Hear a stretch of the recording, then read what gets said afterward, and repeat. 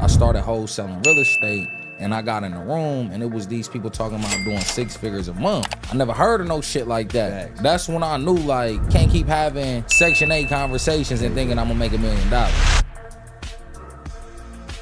My motto is gonna be, yo, before you do that, let's go get you a very high limit loan with a very low interest rate on a 5-year term, and let's turn that cash into cash flow.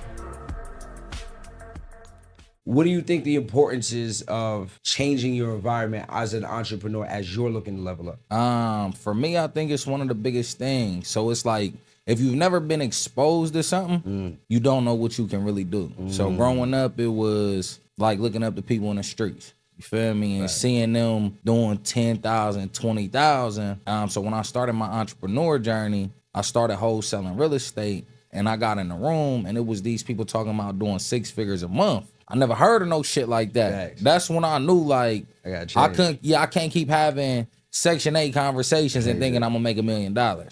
Makes sense. So getting in that room, my assumption is once you get in that room, you made a decision, of course, that life for me gotta change. But what are some action steps that actually helped you change? I know you got a good circle now. Yeah. But what was it like before you met your circle that you got now? I was literally taking everything back to my circle, like to my day ones. And I'm like, yo, this is what we need to get on. This is what we need to do. And I'll never forget, like, one of my boys was like, oh, you about to be like one of them YouTube niggas. And they was laughing and joking. And I'm like, them YouTube niggas is making money. Facts. You feel me? Like, what's funny about Getting money. So that's when I started to realize, like, oh, nah, we not on the same frequency. Facts. So I'm going to continue to go into these rooms, and I'm going to keep trying to bring it back to y'all. And if y'all get it, y'all get it. But if y'all don't, I ain't stopping. Now, that's so good. He just gave a crazy point, because most people don't realize, like, that moment's happening in the moment. And what I tell you all the time is, there's going to be moments in your life where you realize, he said, alignment. You and your day ones, you're not in alignment. And what I tell them all the time is, ain't nothing wrong with getting money with your day twos. I done made more money with my day twos than my day ones. That's a fact. So I know, we talk about your story, but somewhere where you talked about, I think 2 years ago, you were sleeping on somebody's couch. Yeah. So talk about that person and this person now. I'm sure not the same. Yeah. What has that maturation process been like? So for me, like, when I started my journey, it was so much going on from, like you said, being on bro's couch to watching my mom battle cancer and having to detach from a lot of people that I cared about to sacrifice and step away. Sense. And what it looked like was waking up at 6:30 in the morning. And I'm getting up at 6:30. I'm trying to be out of bro's house by 7:30. And I'm doing my real estate stuff from 8:30 to 5 o'clock. I make music as well. So, like, instead of just going to the studio and making music for myself, my brother had put me in position to be able to record artists to make money.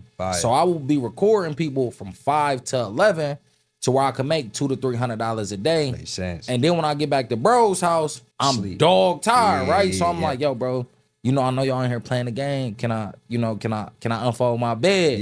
And I would joke about the dark times. But I understood, like, I'm not about to be doing this shit for long. This shit gotta change quick. ASAP. Nah, don't. And that's actually, like, when I got one of my first mentorships. That's fire. And, like, I used to sit and watch the mentorships with my cousins. That's crazy. And I'm like, yo, nigga, if y'all apply this, we gonna be good. And I started doing funding on the couch, and I remember I got somebody like, bro, the shit was like 25,000. And I was like, oh shit, I'm about to make 2,500. Exactly. Y'all niggas is sleeping. He said, within a week, I'm gonna be up 25,000. Man, listen, and I just ain't never looked back. Nah, that's tough. So I always say, things, they don't happen to us, they happen for us, right? And just listening to your story. Bro, I had 30 jobs by the time I was 24. Crazy, man. And I remember, like, nigga, I would get jobs just to be able to pay my bills and quit because I needed freedom. Yeah. And then I got a job at Children's Hospital. I worked there for 2.5, almost 3 years. Okay. And I got put on child support. Okay. And bro, I was making like $700 every 2 weeks. Damn. That wasn't shit. And I had 2 kids at the time.